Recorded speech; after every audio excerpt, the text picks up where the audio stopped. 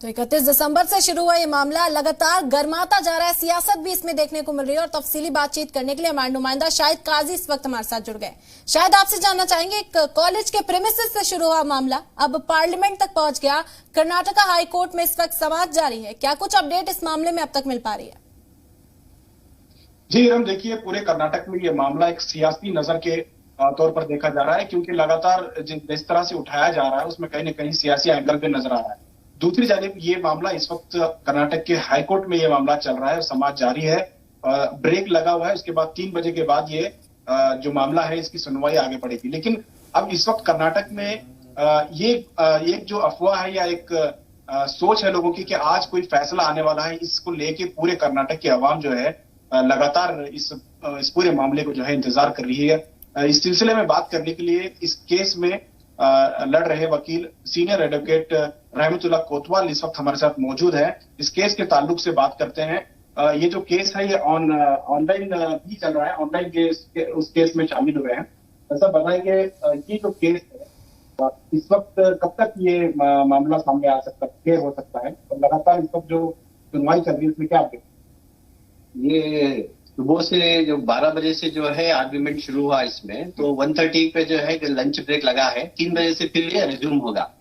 तो ये आर्ग्यूमेंट अभी जारी है। तो अभी एप्लीकेंट जो है, मैंने इंटरवेंशन एप्लीकेशन डाला है केस में, तो असिस्ट द कोर्ट हम आर्ग्यूमेंट 3 बजे के बाद करेंगे। तो ये सारे एप्लीकेंट्स और पिटिशनर्स आर्ग्यूमेंट के बाद जो अभी स्टेट गवर्नमेंट का रिप्लाई है, तो वो मुझे नहीं लगता कि ये मैटर आज ही खत्म होगा। थोड़ा इंटरिम रिलीफ मिल सकती है, फाइनल जजमेंट आने का आज मुश्किल है। सर इसमें जज कौन है और क्या? जस्टिस कृष्णा दीक्षित इसकी ये अगुवाई कर रहे हैं, तो उनके सामने मैटर लगा। सर ये खबरें ये भी आ रही थी कि कुरान शरीफ का जो आयत है इसका ट्रांसलेशन भी किया जा रहा है। ये क्या पर्दा मस्ट है, इस्लाम में जरूरी है, इस पर भी बहुत किया जा रहा है खबरें। कोर्ट का एक क्वेश्चन यही था कि कौन से पुरानी वर्सेस में हिजाब का तस्करा है, तो वो एसेंशियल पार्ट ऑफ रिलीजन है या नहीं, उसका भी जो है आर्गुमेंट चल रहा है। इसमें तवक्को की जाए, क्या कर सकते हैं कि आज ये फैसला हो? आज 3 बजे से जब शुरू होगी तो 4:30 को मैटर खत्म हो सकता है। उसके अंदर अगर पूरे आर्गुमेंट्स खत्म हुए, स्टेट से भी रिप्लाई हो गया, तो फिर डिक्टेशन हो सकता है। तो मुझे नहीं लगता कि आज कंप्लीट होगा। थोड़ा कुछ इंटरिम रिलीफ मिल सकती है, क्योंकि ये लंबा जजमेंट उसमें लिखा जाएगा, तो उसका वक्त मेरे ख्याल से वक्त इजाजत नहीं देता इसमें। तो उस तरह से आज खत्म होना मुश्किल है। आज खत्म होना मुश्किल है। देखिए रम, जिस तरह से वकील साहब बात कर रहे थे कि अब जिस तरह डिस्कशन चल रहा है उसे ये लगता नहीं कि ये फैसला आ जाने वाला है। लेकिन रियासत में जैसा माहौल है कि जगह जगह पर एहतजाज हो रहे हैं, दोनों पक्ष की तरफ से एहतजाज हो रहे हैं, लोगों का ये सोचना है कि आज ये फैसला आने वाला है, उसके बाद ये मामला खत्म है। क्योंकि स्कूल और कॉलेज जो भी है वहाँ उन्हें छुट्टी दी गई है क्योंकि एहतजाज बढ़ गए हैं। एडवोकेट साहब का कहना है कि इंटीरियम ऑर्डर मिल सकता है, लेकिन उसके भी चांसेस बहुत कम है, क्योंकि एक लंबा फैसला लिखा जाएगा, उसके लिए काफी वक्त दरकार है। देखना होगा कि किस तरह से एहतजाज चल रहे हैं। शायद तो स्कूल और कॉलेज को छुट्टी दे दी गई है, इसके अलावा एहतजाज को रोकने के लिए किस तरह के कदम उठाए जा रहे हैं? क्योंकि मुसलसल हमने देखा सीएम ने भी अपील की, बसवराज बोम्मई खुद इस बात की अपील कर रहे हैं कि एसातिज़ा पढ़ाई से ना रोके। और इस तरह की भी जानकारी सामने आ रही थी कि जो हिजाब पहनकर लड़कियां स्कूल में पहुंची हैं उन्हें अलग क्लास में बिठाकर पढ़ाया जा रहा है, लेकिन पढ़ाई मुतासिर नहीं होने दी जा रही है। बिल्कुल, सीएम ने ट्वीट करके भी ये कहा है कि बच्चों को पढ़ने दिया जाए और पढ़ाई पर ध्यान दिया जाए, इसको सियासी रंग न दिया जाए।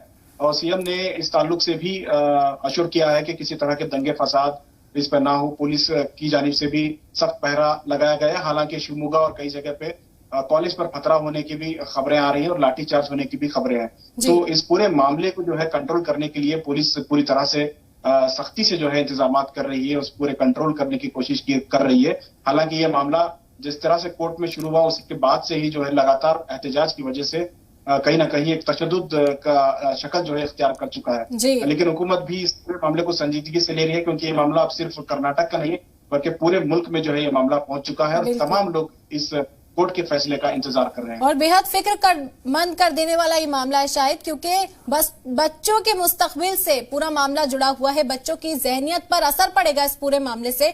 हमने देखा कि सियासतदान ने इस पर सियासत करनी शुरू कर दी है। तमाम जो इस इख्तलाफ है वो भी हमलावर है सरकार पर, एक दूसरे पर जो आरोप प्रत्यारोप का सिलसिला है वो यहाँ पर लगना शुरू हो गया है। तो सियासत भी इस मामले में गर्मा गई है। बिल्कुल बिल्कुल। देखिए ये एक बहुत ही अफसोस की बात है, क्योंकि बच्चों को तालीम हासिल करने के लिए कॉलेज जाना होता है। ऐसे बच्चे जो आगे पूरे देश का मुस्तकबिल है, ऐसे बच्चों में ये कहीं ना कहीं एक नफरत का जो एक बीज है वो गड़ता हुआ नजर आ रहा है। हालांकि ये मामला बहुत ही छोटा मामला था, एक छोटे से कॉलेज का मामला था, इसे वही इस मामले को सुलझाया जा सकता था। और ये मामला कोई नया नहीं है, इससे पहले भी कई बार इस पर डिस्कशन हुआ है। हालांकि ये मामला कोई बुरके का मामला नहीं है, बस स्काफ का मामला है।